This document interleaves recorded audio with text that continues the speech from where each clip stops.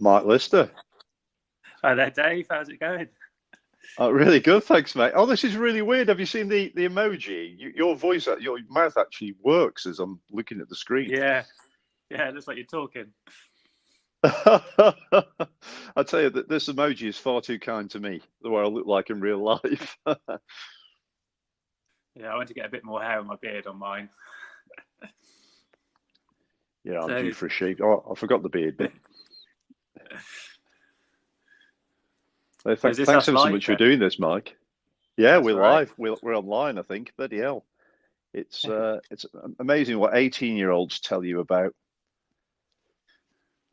I know it's crazy. I've done a few interviews with a couple of other people from the RGT community, and we just recorded it on the computer and then had to find a way to upload it. But yeah, this looks really good. Yeah, so it takes off. I think most of the people using this at the moment are millennials who are influencers, probably sitting in Dubai waiting to find out if they can get a flight home. Just watching the pound signs rolling up in their bank account as people log in and listen. Yeah, wouldn't that be nice? Oh, yeah, wouldn't that be nice? Crikey! No, thanks for doing this. This is if anybody is listening, and at some point in the future, hopefully they will. So this is um, Dave Owen, Titanium Geek, standing in for James Gill, who really is the Titanium Geek, but is far too busy protecting the NHS and working, saving people's lives and all that sort of stuff, and being Dr. James Gill on YouTube. So what we're doing today is talking very kindly, who's very short notice, has signed up to Stereo, this app, and made his time available when they'll more likely be riding your bike or whatever, Mike. So really appreciate this. There's Mike Lister, a big member of the community for RGT, which is the exploding platform. So I think we start off, Mike, just making the assumption that if people have never used RGT before and they're a Zwifter or they're a turbo trainer or whatever, compared to other indoor Okay, yeah. platforms, what is RGT? So RGT is like you say, it's an online cycling platform. So I can log on and I'll have an avatar on the screen and I can connect that to some wizardry on my bike using my power meter and it'll move my avatar along and I can go for a spin around a few different real world locations like Cap Formenta or up the Stelvio climb, some well known sort of iconic cycling routes. But I can also join group rides with other people, or I can join races, and there's a whole range of events and a huge growing amount of people getting involved and setting up different events, races, etc. And any time of day, you can sort of jump on, find some people, and have a good time really, and have a good workout as well. Yeah, so it took me a while to get me, more personally, to get my head around. But I was that much involved in Zwift and riding on Zwift and doing a crazy amount of kilometers on there and just getting in that little bubble that I really struggled getting my head around RGT. And is it what do you think it is? Is it because for example, you log on to, let's say, Zwift, and I know Zwift's just one, but it's the most popular one, and there's three worlds as they call them, and you choose one of those three worlds, and it looks like there's tons on there. But you go on RGT, and it doesn't look like there's many people on there. But I don't think people appreciate how many routes there Yeah, I think are. there is quite a difference in the way that those apps or these platforms sort of present themselves. So one of the big selling points of RGT and something that attracted me over initially is that anyone can create their own event. And what caught my eye first was back in August last year, one of the groups called WKG, which are a group on Zwift, they were hosting a virtual Tour de France. It was called the Vive la France, and it was running at the same time as the real world Tour de France. So it was 21 days in 3 weeks. And that caught my eye. I was like, well, I can't, that's really great. I can push myself every day. There's a race every day. There's a leaderboard. And that's something that didn't exist on Zwift. And the other thing was you can recreate using the Magic Roads feature on RGT. You can recreate real world routes. So there's an unlimited potential of where you can go riding. And that freshness was really appealing as well.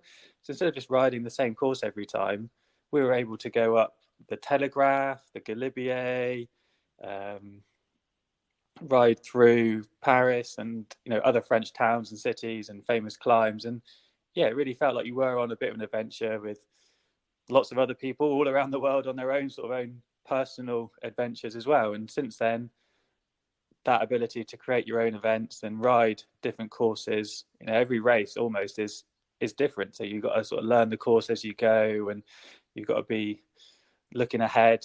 And it's not just sort of riding on autopilot. You really do have to be engaged mentally as well as physically, I think, and that's quite different, and I quite enjoy that. That's interesting. I really got into RGT the first time, so I went away and came back again. But that was mine was the cycling podcast. They did our Giro. Yes, I didn't do them all, but I did some of them. And Daniel Freeb, the journalist, did the courses. Oh my God, they were blinking brutal, and it was fantastic. Yeah, I did remember. I saw that around about May time, wasn't it, last year? And I saw some of the courses popping up on Facebook, etc. And yeah, it did certainly look like it was a tough event. Yeah, I've noticed the jersey's still there. The pink jersey is still there in the selections of different jerseys you can choose on RGT. I never feel that I'm good enough to wear a pink jersey and just avoid it. So what gear do you use, Mike? What's your setup at home? So I've got an Elite Diretto, it's one of the earlier models, and then I also have a Garmin Vector 3S power meter pedal as well, the ability for dual recording. I do have to keep an eye on it sometimes, because if the power meter, that's the primary source, sometimes if the battery dies, I can find myself falling out the back of the pack quite quick. So do have to make sure that the batteries are regularly changed. And then, yeah, I've just got a nice big TV in front of me, a Windows PC, which has all of the RGT screen app on it. So the way RGT works, which is a little bit different to other platforms, is you have two apps. So you have one which is called the screen app, and that's literally just a viewer. So that will show you the course and the information, and that will be on your TV or PC or laptop, something like that. And then you have what's called the mobile app, which goes on your mobile phone, and that's where you control everything, or it's sometimes called the control app as well for that reason. And the great thing is you can use that wherever you are. If I go to work, or I'm on the train or whatever, I can just be looking around, seeing what events are coming up, see who's online, and everything's controlled through there. So even when you're riding, you just use your phone app, and it's a bit like a remote control. That's how I try to compare it to people. People say, "Oh, why have I got these two things?" It's like, well, it's just like sitting in front of your TV. You've got your little remote in your hand, and then you're looking at your screen, and that's got all the animation on it. So that's how I have my setup, and I think it works pretty well. I don't have any issues logging in, and just turn it on, and within about a minute you can be on a road, and away you go. The longest thing is getting your shoes on. It is a bit handy. I'm testing. We've got a request. Funnily enough, it's Elite, a really great at getting test machines over. And I remember having the Elite, the original Dorito. Well, went through all the derivations. I got the XR at the moment, I think. Yeah, got the XR. Love them. They're like bomb proof. And then a guy got in touch with the Titanium Geek and said, "You've never really tested the Nero rollers. You've got an article saying you've got them, you never tested them." So I've got the Nero rollers at the moment. And, it's like a different thing. I've really got out of the habit of riding on rollers.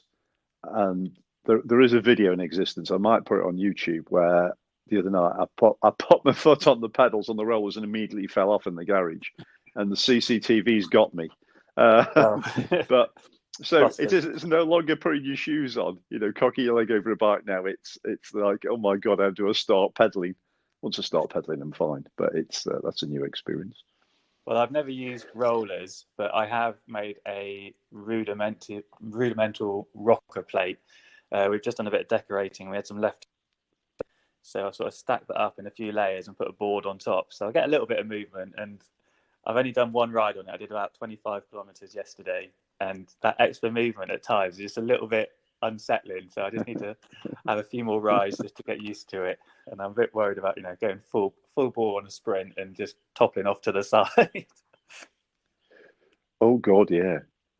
I've never thought about that with the sprint. I saw something the other day where somebody was it was on one of the forums, somebody was sprinting on a rocker plate, and the bladder, that some of them use, exploded. Yeah. And brilliant.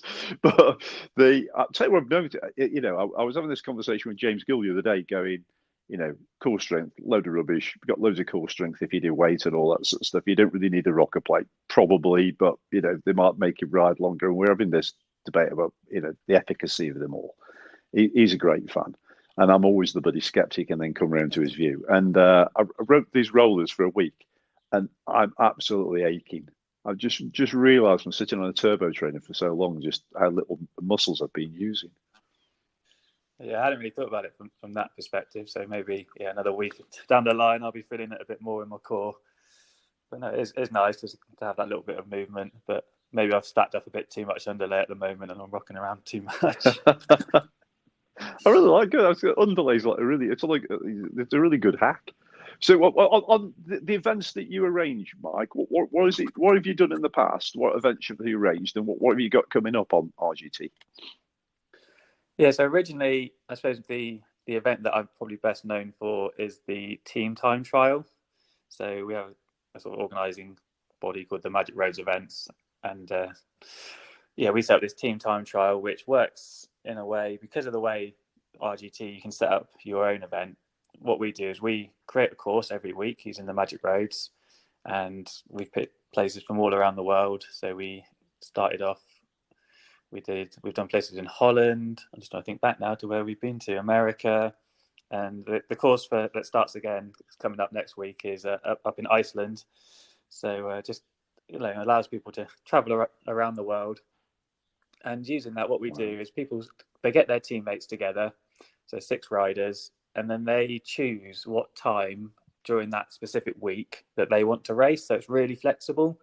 And they set up their own little private event. They just put their 6 riders in on that road, and they ride it as fast as they can and try and get the slipstream in. And I think that's really good on RGT, is the ability to slipstream, and the draft is pretty realistic, I'd say, compared to other platforms. It's really noticeable, and being able to see the position of your riders on the road. Everybody sees the same thing on their setup, so you can say, all right, Dave, it's your turn. You take a turn on the front, and you can pull past, and I'll slip into your slipstream, and I'll get a good save in. And you take turns every 3 minutes or so, and you really feel like you've been in a team time trial. Well, I imagine I've not actually done a team time trial. I'm not a pro rider or anything. But, you get that rest, and you do that hard pull at 400 watts or whatever, and then you can ease off, and you get that sensation. So we set that up. We did like a bit of a trial run for 6 weeks before Christmas, and it was really successful, and people got their teams together, and there's a nice little bit of rivalry between different teams. And we had a general classification, and we had a team called Ratio Racing. They were the overall winners. They did really well. They won 4 out of the 6 races that we put on. And running it over 6 weeks, each week just choosing your time, it was really, I think, beneficial for the teams, keeping it really flexible.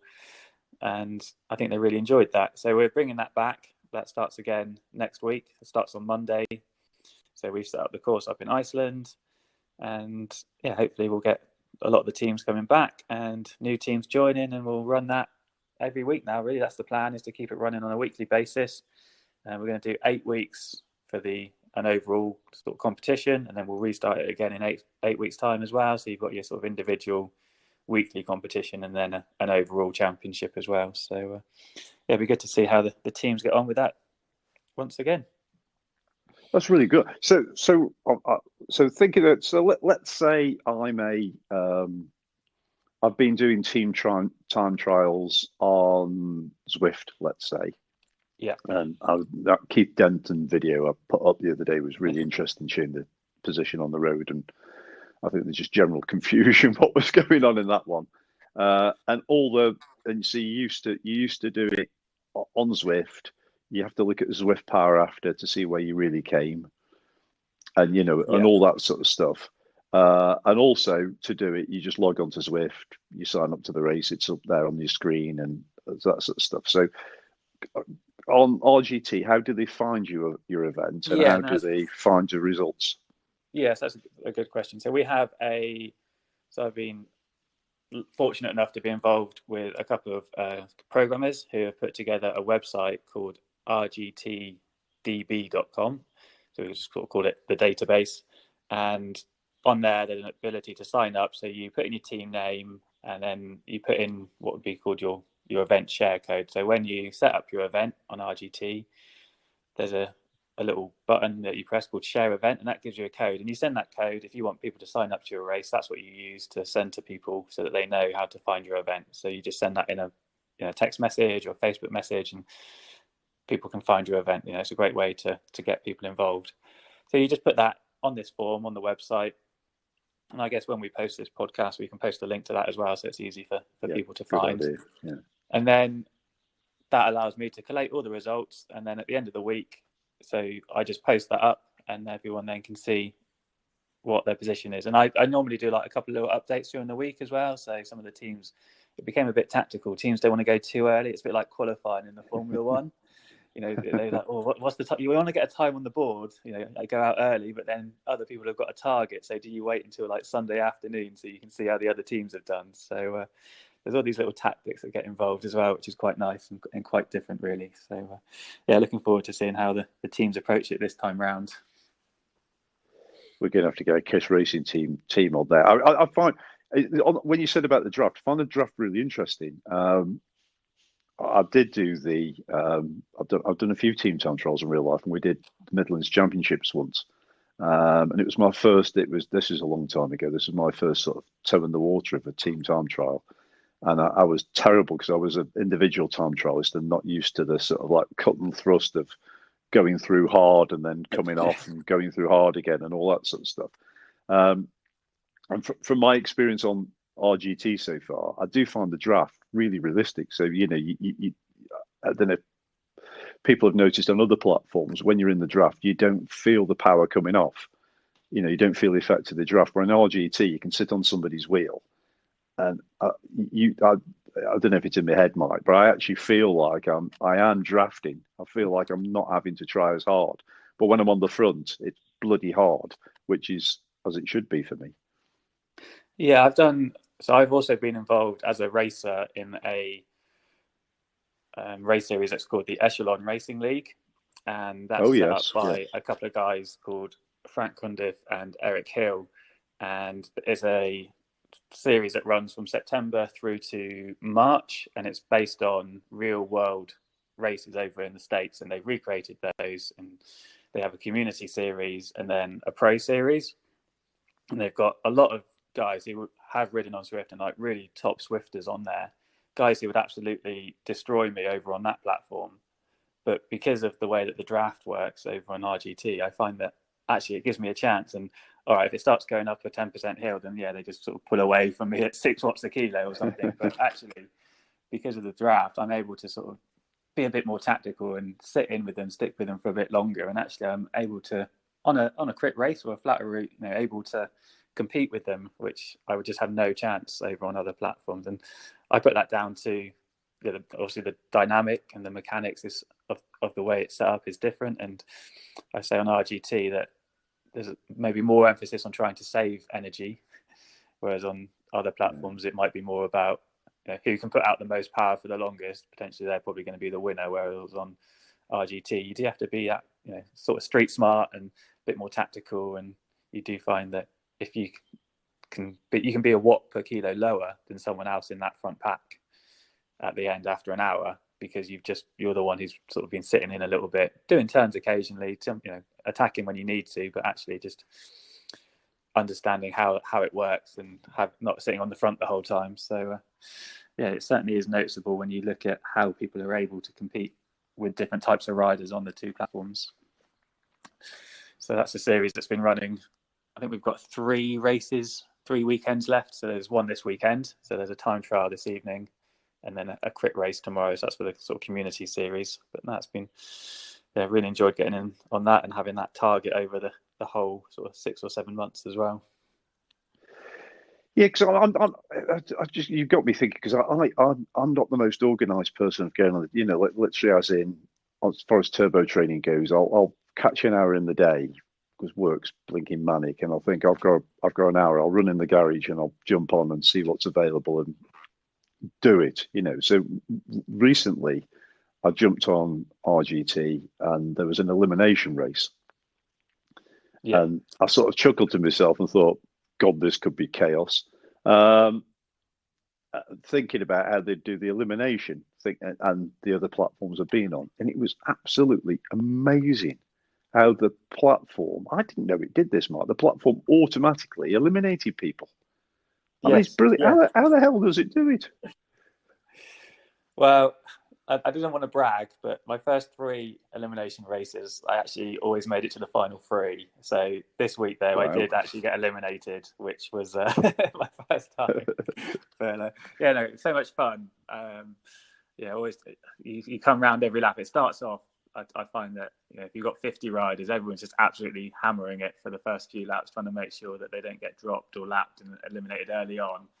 But you do then get this sense at the end when it comes down to like the last sort of 12 riders or so, everyone's actually then starting to ease up a little bit, and actually you do have to time your sprint for the line, because if you're on the front and the people behind you again get that draft, they can just nip past you in front of the line, and you can find yourself getting overtaken like a meter in front of the line and getting eliminated. But if you get that right, it works really well. And I did get caught out this week. I was probably a little bit too smart, left my sprint a bit too late, and ended up getting eliminated. So but yeah, it was good fun. And that Tuesday night track, which is every Tuesday, that's 4 different events all squeezed into an hour.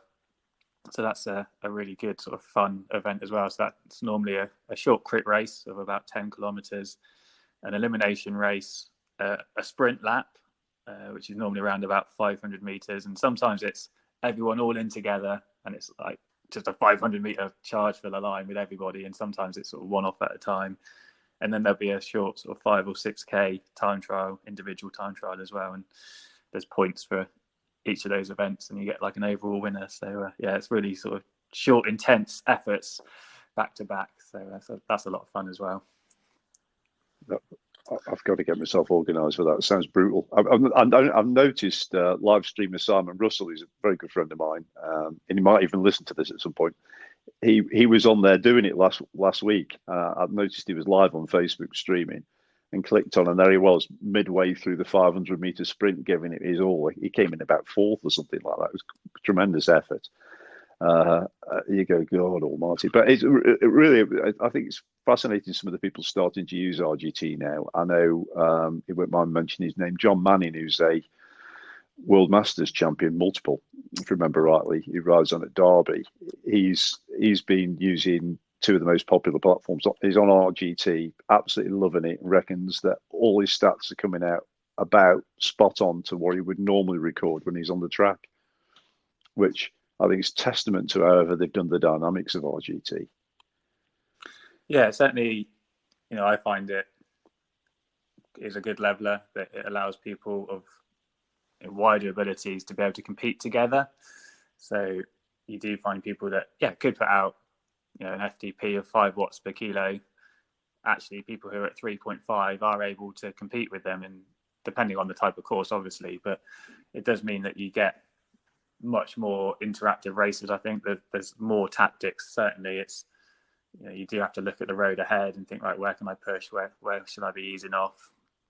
And actually, I think I recognise John Mannion's name, because we recently, myself, a guy called James Ogilvie, and another guy called Samir Dewalti, the 3 of us, we sort of co-organised a big event called Tour du Monde, which was a 2-week event that we held at the start of January.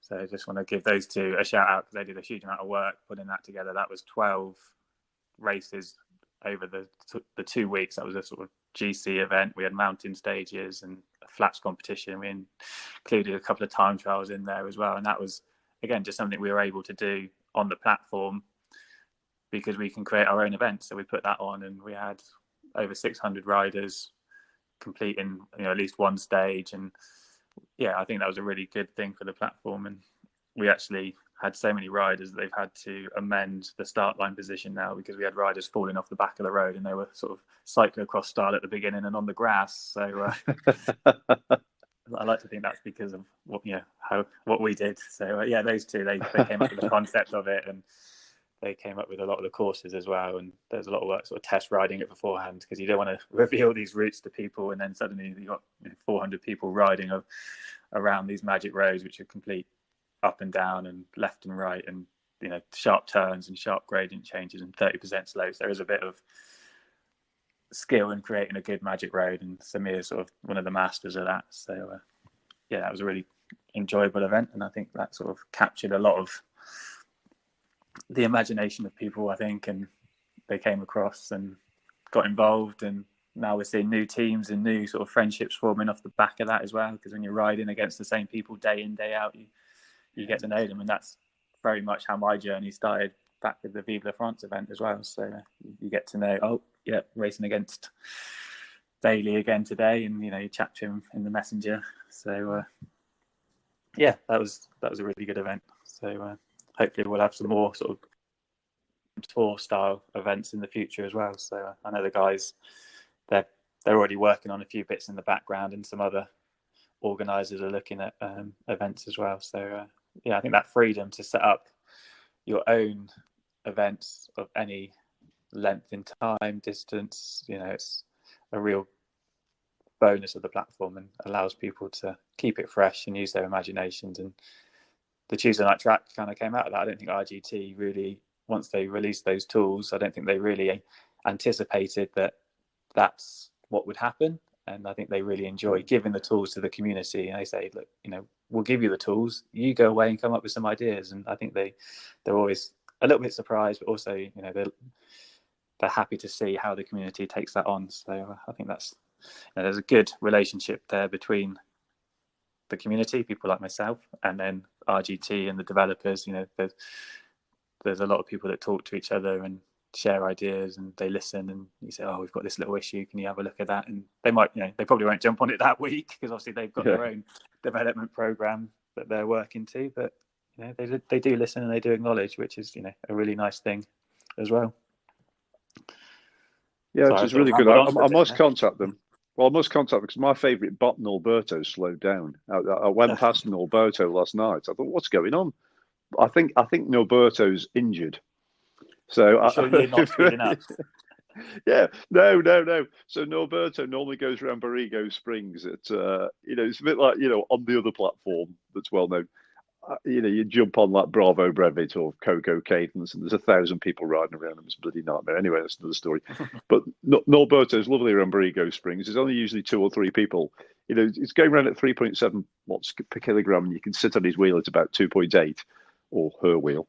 And I was on the lookout last night on my rollers. So I only look at the screen on the straights, because if I look on the bends, I'll fall off. And I was looking for Norberto, flew past. There she was at about 2.4 watts per kilogram. So I thought, I've got to send in a ticket. That's just far too slow. It's like, he was probably a few hundred miles in there, wasn't he? Yeah, that's the point. Yeah, probably run out of digital gels or whatever. It's but no, it's funny. It's I think some platforms you can get hooked on because you're gamified and stuff like that. But I'm currently getting hooked on RGT just because I really enjoy riding on there, which I think is really different. So I wrote to James Vickers. I sent him a little note the other day saying, "Have you got a course that's really dead straight with no bends? Because it'll make my sort of turbo trading at the moment a lot safer." And he went, "Just create your own magic road." So, oh God, bloody obvious, isn't it? So I just went on, created the A38 from Lichfield to Derby. That's it, perfectly straight, dead straight road, no turns. I can cause no chaos whatsoever. I thought, where else can you do that? And you can set a load of bots on there as well if you want. You can have up to 100 bots to give you some company and for you to draft off as well.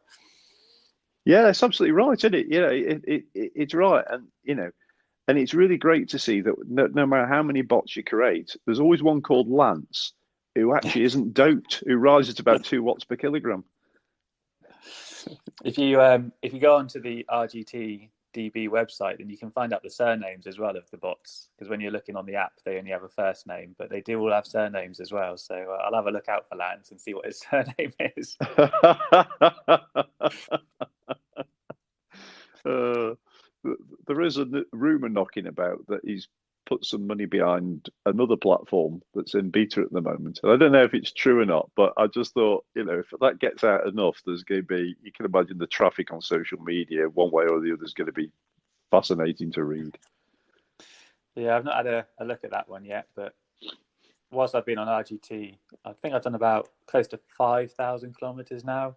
My background, I think people probably don't realize, but I was on Zwift before this. I have done 10,000 miles over on Zwift. So I have, I do know the platform. I do know it pretty well. So I think when people see me going, oh yeah, RGT is great, and I wouldn't do it like that on Zwift, I think people just think I'm slagging it off. But, I do have pretty good experience of both platforms. So I'm talking from I like to think, a little bit of a place of understanding. So it's not just me bigging up RGT because that's what I use at the moment. It's actually because I enjoy it, and I got a little bit fed up with the other side.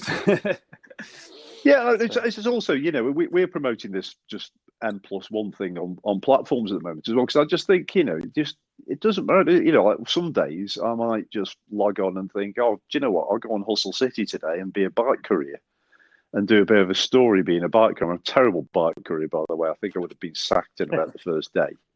But, or dead, actually, because I crash a lot on there. But, so I can do that. And then another day, I think, well, I want a really hard hour. I'll go on RGT and just do that tempo tester that was on last night. I'll do that. And occasionally, I think I'll go back on Zwift and ride with Coco Cadence or something because I just want an easy Z2 ride and, look at butterflies and shapes of adult toys on Tempest Fuji, but I'll never get my head around that one. But anyway, so you can do that. You can do that. There's nothing stopping you. The one thing it gets me is, for all the features that are on RGT, you can actually go on there. It doesn't cost you anything, which, at the moment, for a lot of people, obviously, they're having a lot of tough times. So I think if they're at home, facing wherever they're having to face at the moment, which, might not be good, but you can while away an hour or two or more on a platform that's not going to charge anything whatsoever. I think absolutely. That's fantastic. Yeah, I think they're really committed to always having that as well, the ride-free initiative. So yeah, that gives you access to a couple of the real roads, and then you can join any event or any group ride for free. That's fantastic, really. And I think that that's not just a marketing gimmick because they're trying to get people on board in the early days. That's something that they're really committed to. That's one of their founding principles. And I think you're right about the N+1 apps. I've got a road bike, I've got my turbo bike, and I'm sure there's people who prefer time trial or crit racing, or there's mountain climbing. It's different things for different people, and some people are motivated by chasing levels, that gamified or getting unlocks, and other people, for me, actually, I just race quite a lot, so that's partly why I like RGT, because it's always different in terms of the racing and the dynamics there. But actually, if I just wanted to go and cruise around on different roads, maybe going to Watopia would suit me instead. But that's not who I am. So I can understand there are people like that, and we're not trying to shoehorn everyone onto one platform. It's not, you don't all have to be on the same place. You don't all have to be the same type of rider, and there's lots of different platforms out there, isn't there? So, and some people prefer the video applications where you're following a video on the screen, and it's not something I've tried, but I can see why some people would prefer that as opposed to looking at a made up world, for example. So I don't think it needs to be. I think people sort of get into their camps a little bit, and mine's the best. I ride on this one, therefore it must be the best one. And any other one, this is much. They're like, show your allegiance. It's like, well, actually, I can like lots of different things. Just because I watch Netflix doesn't mean I can't watch Amazon Prime or YouTube. It's like use all of them. That's a great analogy. That was a great analogy. That is. It's It's like people are with cars as well. It's like you know, my son's 18 and he's mad on his cars. He might be listening to this, but you know, I take the mickey out of them because I call them fossils because they'll drive it around in petrol cars, you know, and I've got electric, and it's a bit like that. And you know, I'm a member of the Tesla Arty, so that means everybody else is bad. And he's got an absolutely gorgeous little Skoda. It's all kitted out and everything. And then it's like everybody's got a hatchback is good. And I think it's a bit like that with, you know, if you ride on the Orange, you know, the Orange is the best platform, or RGT or Sufferfest or whatever. And I still think it's funny how people are still clinging on to Trainer Road. I mean, great platform, don't get me wrong. I think their podcast's fantastic, but you know, for God's sake, just don't look at bars on a chart. There's so many different things you can do every week on or every day on different platforms. Yeah, I know people that, you know, they have real rigorous workout plans, and yeah, you know, if that's how they like to ride, that's great. And there's again different platforms, like you say, Sufferfest or Trainer Road, and you know, there's things like Golden Cheetah, all of this stuff. And actually, I look a little bit at my power charts on Strava after a race, but I just ride, you know, I just race, and that's what I do. So I just jump on and find a race, and if I feel a bit knackered, then I probably don't do that well, and maybe don't race the next day. But yeah, I don't use workouts, for example, but I know for some people that's a real big part of indoor training. So, yeah, you know, each to their own, and I think as long as people have those different abilities, different options is what I mean, different options to go and try, you know, a workout or a race or a group ride. Just want to, you know, some people really don't care about racing at all. You know, for me, I'm competitive. I like that. Other people just want to cruise around and have a little bit of a chat with some people they know and just escape from the world for an hour, don't they? So, like I said, there's lots of options out there. So don't have to pigeonhole everyone into this is what you have to use. No, absolutely. No, absolutely. You're spot on, Mike. I think I've had you for long enough. That's brilliant, mate. So just to recap for people listening is. So you got Mike's races that he promotes with other people, and they can find those. Mike, was it www.rgtdb.com? Have I got that right?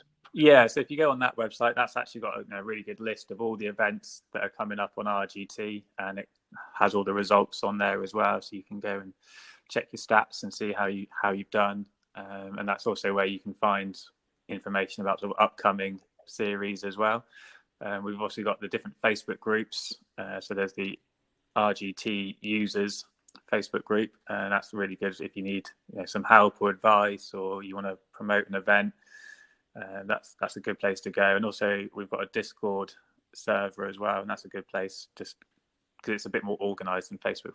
You sort of put a post on, and 5 minutes later you can never find it again. So on the Discord, we've got different channels for the different events, because there's, you know, lots of different events, different organizers. So there's crit racing on Thursdays, and the Omnium on the Tuesday, and time trial on Monday. And these are just, you know, some of the events that have been around for a while, but every day people are adding new events. And there's a handicap race where you have to adjust your weight so that it, you know, creates a bit more of a fairer race, so everyone can sort of come together, and you get people who are in their 20s racing against people who are in their 80s, and actually their FTP is kind of normalized. So it means that everyone can compete together, which is a great concept. And yeah, longer group rides on the weekends. So yeah, there's a lot going on, and you know, you can certainly find something to your own taste on there. So yeah, that's great. I must say that RGT users Facebook page there are lovely people on there. You know, to be able people, you know, sometimes I ask the dumb question because I can't think of the answer, and people come back, you know, lovely, help you very quickly. I think it's a great community. Yeah, I do find it's pretty friendly, and I don't know if it's just because people are working from home these days. People are just sort of sat around by their computer, so they could jump on quite quickly and answer a question. You do tend to find that people do respond quite quickly, which is quite handy, because there's nothing worse than being sort of sat in front of your setup, not being able to figure something out and waiting for an hour or 2 hours, you know, for someone to get back to you. So yeah, I think most problems are solved pretty quickly, and a lot of the time, you know, there are problems that have cropped up before. So people, you know, they know the answers, they've come across it, and they can just say, oh, have you checked this little tick box or something? And oh, there we go, excellent. So yeah, it's good. It's good community and friendly. And one thing I do find as well is that you get to know the people. So you're racing against them, and then you go and chat with them in the Discord server after, oh, good race. Oh yeah, you really, you really beat me up that hill, but I was coming back at you. But it's good. You have that real connection because you're racing people in similar events.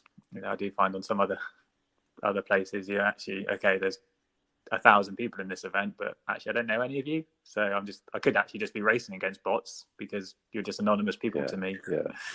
Whereas actually racing in, for example, that Echelon League, you're racing against the same people every other week, and you're like, all right, I've got to keep an eye out for Ned or James Melville because I know those guys are going to be like popping off the front and trying to be aggressive. So if I see them going, I've got to follow them, sort of thing. So it's a real good community in that respect. That is like real life, isn't it? You turn up your local crit and everybody is. It's like real life. Yeah, no, it's good. I like that. So I'm looking forward to seeing it continue to develop, continue to grow. I know they've got some exciting plans in the pipeline. One, for example, is the Magic Roads. I know that at the moment, everywhere sort of looks the same, no matter where you are in the world, but they are working on different sort of landscape packs. So if you start putting a road, and we did this, we had it might be a while before we get this one, but we did a route in Antarctica across one of the ice shelves. So we were riding it, and there was trees, and it was all green, which was not very realistic. I thought you were going to tell me that they did you a special. I know James Vickers did mention to me, like, for example, if you want to create a magic road, but you wanted your local loop to look like Hawaii, it would be possible. I thought, that's fantastic.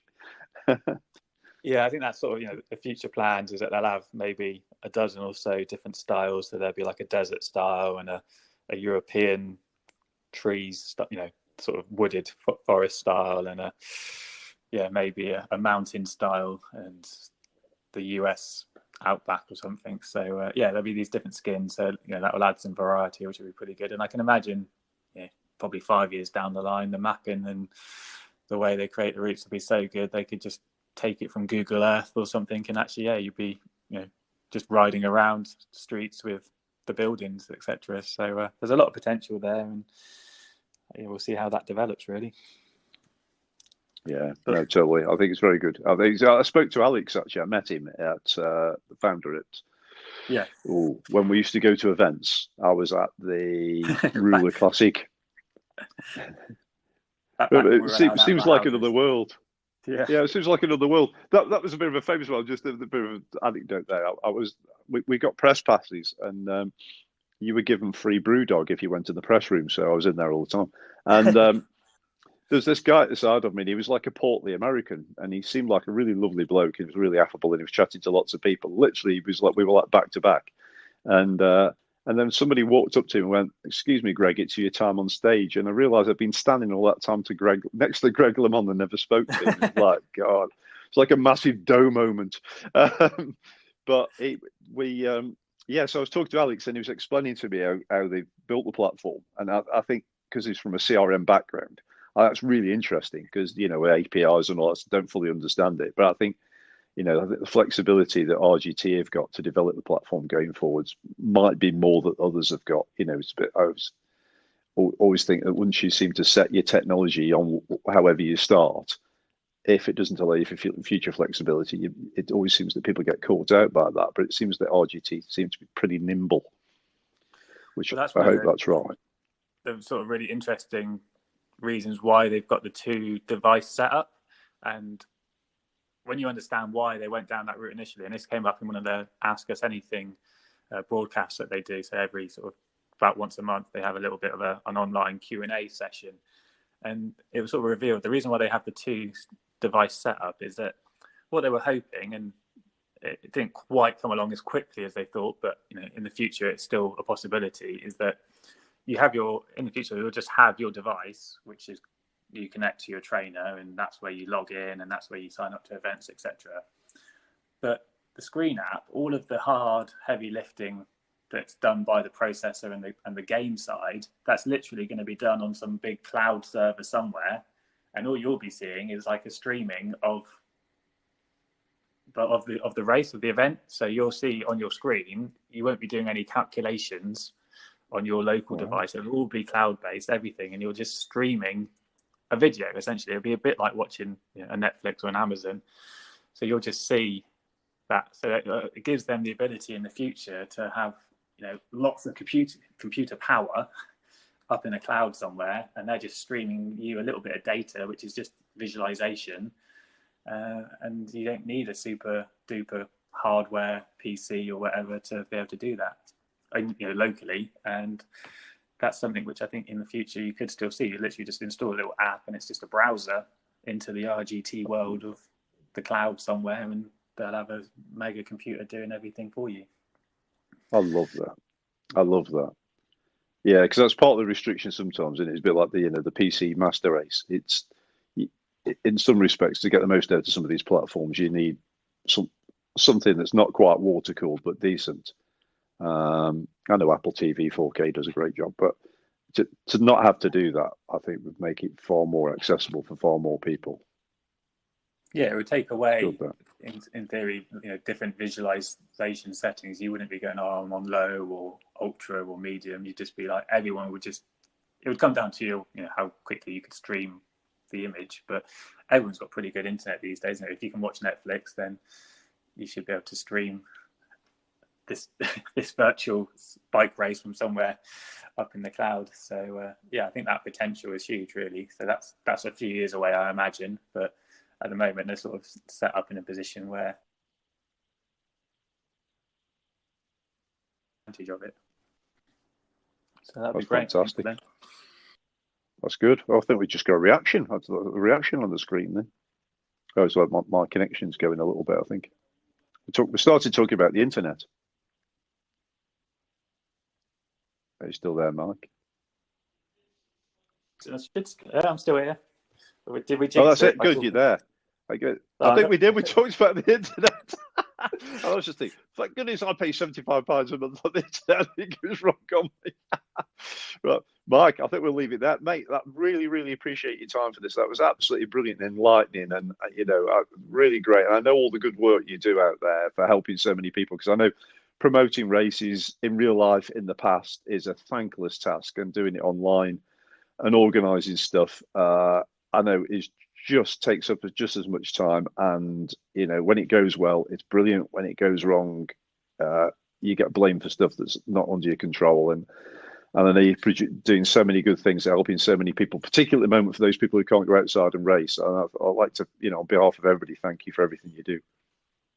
Well, I appreciate that. And like I say, I'm just a small part of a wide community. So there's a lot of people who are also giving up a lot of time as well. So I've tried to mention a few of them today, and I'm sure there's several that I haven't mentioned. But come get involved in the community and get involved with some of the races. It is free, and you'll meet some of these great people and hopefully have a good time too.